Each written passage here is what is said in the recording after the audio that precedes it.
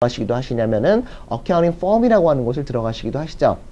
이제 큰 펌도 있고요. 뭐 우리가 빅4라고 하는 큰 펌도 있고요. 뭐 세컨 티어, 뭐 미드 사이즈 펌들 굉장히 수없이 많은 어카운팅 펌들이 있습니다. 자, 그쪽에서 하는 업무 중에 하나가 이제 회계 감사라고 하는 게 있죠. 어딧이라고 우리 흔히 부르는 겁니다. 어딧이라고 하는 것은 이제 처음 오늘 설명회를 들으시는 분들 또는 처음 어카운팅에 대해서 관심 또는 처음 경영학이나 이런 비즈니스 필드에 관심 있으신 분들은 조금 생소한 단어일 수 있겠는데요. 이 회계감사라고 하는 게 이제 영어로는 어딧인데, 우리가 어딧인데, 어딧도 뭐, 텍스 어딧이 있고, 파이낸셜 스테이트먼트 어딧이 있습니다. 회계감사를 우리가 파이낸셜 스테이트먼트를 어딧하는 건데, 자, 파이낸셜 스테이트먼트라고 하는 것은 우리가 재무제표라고 불리어지고요. 파이낸셜 스테이트먼트라는 건 한국말로는 재무제표인데, 이건 뭐냐면, 기업에서 1년 동안 총 수입과 총 지출을 계산을 한 다음에 넷인컴을 만드는 넷인컴을 그래서 보고하는 서류, 이런 서류들이 이제 인컴 스테이트먼트라는 게 있습니다. 손익계산서라고 하는 거죠. 또 회사가 갖고 있는 총 재산, 총 자산과 총 부채를 또 에쿼리를 이렇게 표로 보여주는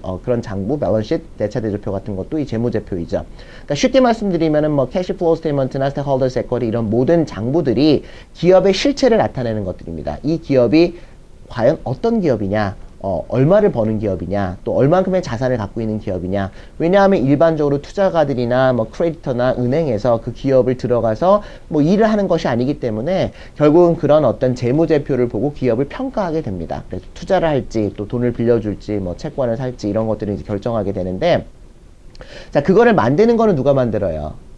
자, 당연히 그 회사의 사람들이 만듭니다. 그 회사의 어카운팅 팀에서 만들게 되겠죠. 돈이 얼마 들어왔고 오늘 얼마 나갔고 그래서 1년 동안을 계산해 보니까 우리 회사가 총 얼마의 넷인컴이 났더라 라는 거를 만드는 주체는 누구냐면 기업이 됩니다. 자, 그런데 기업에서는 아무래도 어떻게 만들고 싶어요? 그 재무제표를 잘 만들고 싶죠. 또 기업의 CFO에는 굉장히 우리 회사가 좋은 것처럼 이렇게 뻥튀기를 하고 싶어하는 욕심이 자꾸 생기는 거죠. 그래야 투자도 받고 주가도 올라가고 그럴 테니까는요. 그래서 이 재무제표를 뻥튀기 하는 경우들이 많습니다. 소위 우리가 분식회계라고 하는데요. 그 분식회계라는 거는 재무제표에다가 밀가루 칠을 한다 이거죠. 그래서 뭔가 칠을 해가지고 실제로는 이 회사가 적자 나는 회사인데 마치 흑자가 나는 회사인 것처럼 이렇게 숫자를 조작을 하는 거죠.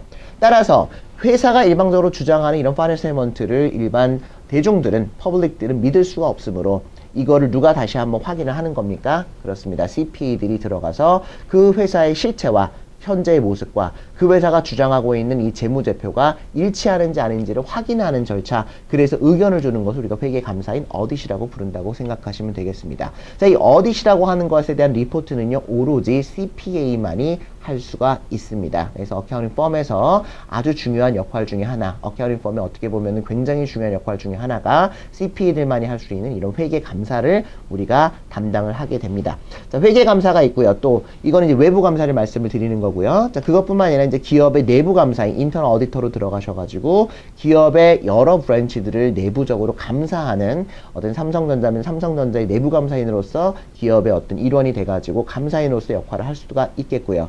또 전산 쪽 프로그래밍이나 IT 쪽에 관심이 많으신 분들은 전산감사 쪽으로도 어떤 눈을 돌려보시는 것도 점차 이제 모든 어떤 서류들이 다 전산화되어지고 또 우리가 들어가서 실제로 막 서류를 뒤지는 것이 아니라 컴퓨터 시스템에 들어가서 어떤 시스템 오디트를 하기 때문에 프로그래밍에 어떤 좀 컴퓨터 쪽에 좀 관심이 많으신 분들 또 전공하신 분들 같은 경우에는 CPA와 그런 어떤 전산 쪽에 난리지가 융합이 되면 굉장히 파워풀해질 수가 있다라고 말씀을 드리고 싶습니다. 자, 기타 이제 재무 관리요. 뭐 돈을 어떻게 관리할 거냐, 돈을 이제 뭐 채권을 발행할 거냐, 번드를 발행을 할 거냐, 아니면은 주식을 발행해서 투자를 받을 거냐, 아니면 은행 가서 돈을 빌려올 거냐, 어떻게 돈 관리를 해야지 회사가 최소한의 비용으로 최대한의 이익을 얻을 것이냐라는 거를 이제 마찬가지로 CPA들이 관여를 합니다. 또 회사의 원가를 어떻게 줄일 건지, 또 회사를 관리하는데 어떻게 하면은 비용 처리를 잘해서 비용을 줄이고 수익을 극대화시킬 수 있을지, 또 회사를 어떻게 운영을 하고 어떻게 조직 구성을 해야지 회사가 운영이 잘 될지, 또는 뭐 주정부나 연방정부로 들어가셔서 IRS, 뭐 국세청으로 들어가셔서 공무원을 하실 수도 있고요. 자, 등등 활동 분야라고 하는 것은 CPA는 굳이 이제 비교하자면 변호사에 비해서 엄청나게 많은 잡 디스크립션을 갖고 있다고 보시면 되겠습니다. 우리들이 모두 다 들어갈 수 있는 어떤 분야들이기 때문에 CPA가 단순히 뭐 내가 회계 사무실을 열어가지고 텍스 사무실을 열어서 텍스 리턴만 하는 것이 아니고요. 실질적으로 굉장히 많은 분야에서 일을 할 수가 있는 찬스를 갖고 있을 수가 있기 때문에 특히나 미국에서 계시는 분들 중에서 전문직으로 취업하시려고 하시는 분들에게 가장 어떻게 보면 적합할 수 있는 잡 중에 하나가 CPA가 아닌가라는 생각이 듭니다. 자, 그러면은요, 그 다음 페이지로 가보시면 이제 유니폼 CP exam이라고 되어 있고요. 자, 시험 과목에 대해서 조금 말씀을 드리겠습니다. 자, 시험 과목 아까 말씀을 드렸지 몇 과목이냐면 4과목입니다. FIR이 있고요. 이제 우리가 보통 페레라고 부르는데 사람마다 다릅니다. 미국 애들한테 페레라고 하면은 못 알아듣는 친구들이 있고요. 그래서 Financial Account Reporting 회계와 관련된 내용이고요. 자, Regulation이 있고요. 이제 규제와 어떤 법과 관련된 내용이고요. 자, Audit은 이제 아까 말씀드린 회계 감사와 관련된 내용이고요. BEC는 비즈니스 인바이러먼트 컨셉이라고 해서 경영 환경과 어떤 분석에 대한 내용들입니다. 자, 이렇게 총 4과목을 합격을 하셔야 전체 합격이 되는데요.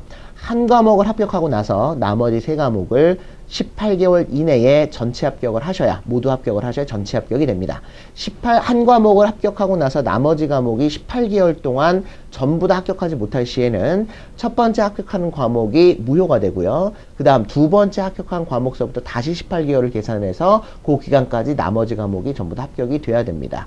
자, 그러니까는 이제 한 과목의 합격의 유효 기간이 18개월이라고 생각을 하시면 되겠고요.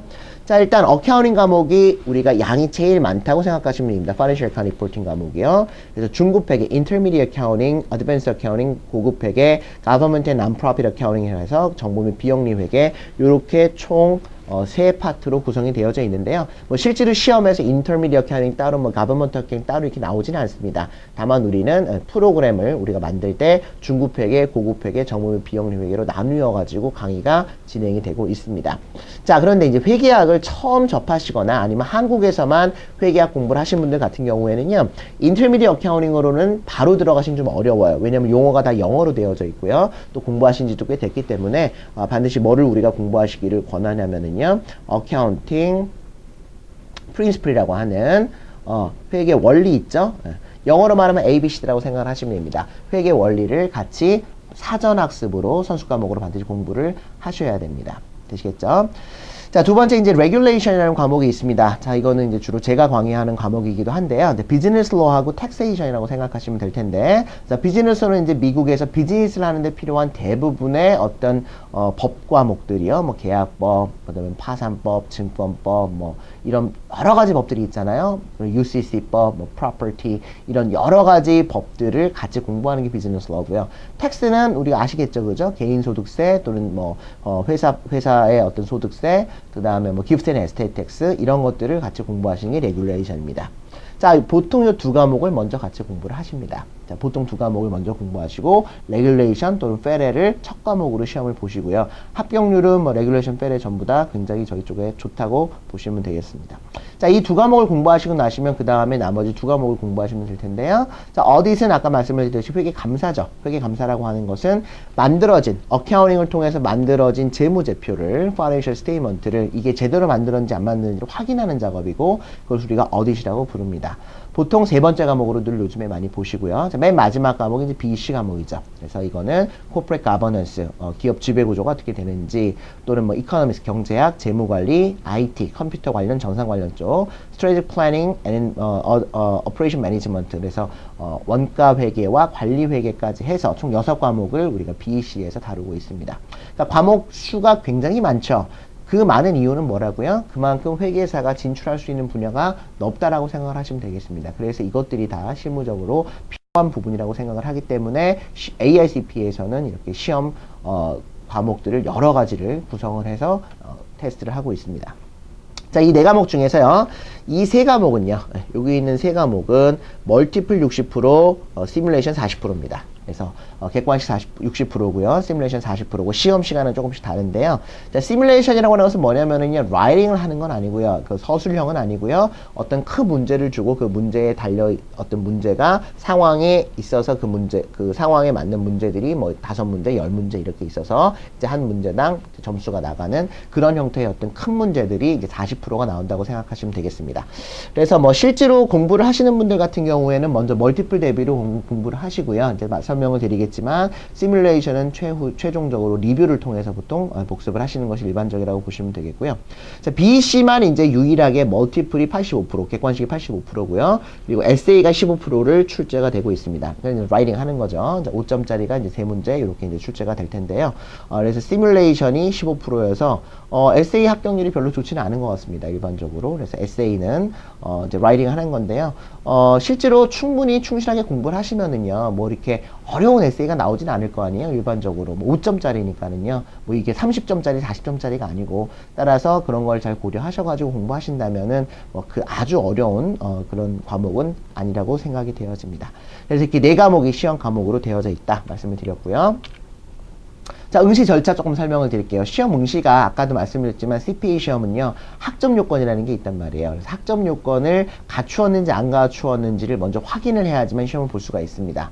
내가 신분이 어떠냐 이런 거는 묻지 않아요. 뭐 소셜 시큐리티 넘버가 있느냐 그런 거 묻지 않습니다. 여권만 있으면 누구든지 시험을 볼 수는 있는데, 문제는 각 주에서 내가 요구하는 education requirement가 있기 때문에 내가 응시하고자 하는 주의 학점을 모두가 충족을 했는지를 먼저 뭐를 하셔야 되냐면 평가를 받으셔야 됩니다. 그게 evaluation이라고 생각하시면 돼요. 자, 따라서 이 전에 뭐를 하시라고요? consultation, 저희와 상담을 하시자고요. 그래서 어느 주로 보기 위해서는 어떤 학점들이 더 필요하다. 그래서 그 학점은 어떻게 취득을 하시는 게 좋겠다. 저희 쪽을 통해서 하든지 뭐 아니면 학교를 통해서 하든지 이렇게 이제 먼저 상담을 하시고 학점 취득이 마무리가 되면은 그 학점 취득한 내용을 영문 성적표를 C를 해가지고요. 이제 성적평가기관에 보내야 됩니다. 한국에서 대학 졸업하신 분들은 한국 대학교 성적표도 마찬가지로 C를 해서 보내시면은요, 그쪽 이제 성적평가기관은요, 각 주에서 정하고 있습니다. 뭐 예를 들면은 메인주는 FACS라고 하는 이밸루에이션 기관을 선정을 해놓고 있고요. 또 어떤 주는 다른 어떤 성적평가기관을 정해놓고 있습니다. 그러면 그 성적평가기관에 내가 이 주로 시험을 응시하려고 하는데 내가 응시할 자격이 되는지 안 되는지를 평가해 주십시오라고 하는 서류를 보내고요. 자, 그러면은 뭐 짧으면 뭐 한 4, 5주, 뭐 길면은 8주, 뭐 이렇게 걸려서 평가 내용이 나옵니다. 시험을 볼 수 있다라고 하는 평가 성적이 나오면은요, 요즘에는 전부 다 어플리케이션을 이제 시험 신청을 온라인으로 하도록 되어 있습니다. 그래서 시험 신청을 온라인으로 하게 되시면은요, 약 2주 정도 있다가 NTS라고 하는 노티스 스케줄이 이제 이메일로 오게 되고요. 이 이메일을 받으신 다음 날서부터 6개월 동안, 또 캘리포니아 같은 경우는 9개월 동안 내가 응시했던, 어플리케이션 할 때 응시했던 과목을 시험을 날짜를 내가 정해서 내가 프로메트릭 센터를 정해서 시험을 보실 수가 있다는 거죠. 그래서 NTS 기간이 보통 6개월, 캘리포니아는 8개월이기 때문에 어플리케이션 하실 때 보통 저희는 2과목 또는 3과목을 맥시멈으로 해서 시험 신청을 하시라고 보통 권유를 합니다. 물론 공부가 아주 많이 되신 분들 같은 경우에는 6개월 동안에 4과목을 다 보실 수도 있겠지만, 일반적으로는 보통 이제 2과목 보시는 것이 일반적이라고 보여지기 때문에, 자, 그런 것도 이제 저희랑 상의를 하시면 되겠고요. 자, 말씀을 드렸듯이 NTS를 받으시면은요, 스케줄을 잡으시고요. 컴퓨터 들어가서 잡으시면 되고, 시험을 치르시고 난 다음에, 그 다음에 이제 성적이 보통, 이제 윈도우마다 한 3번 정도 이렇게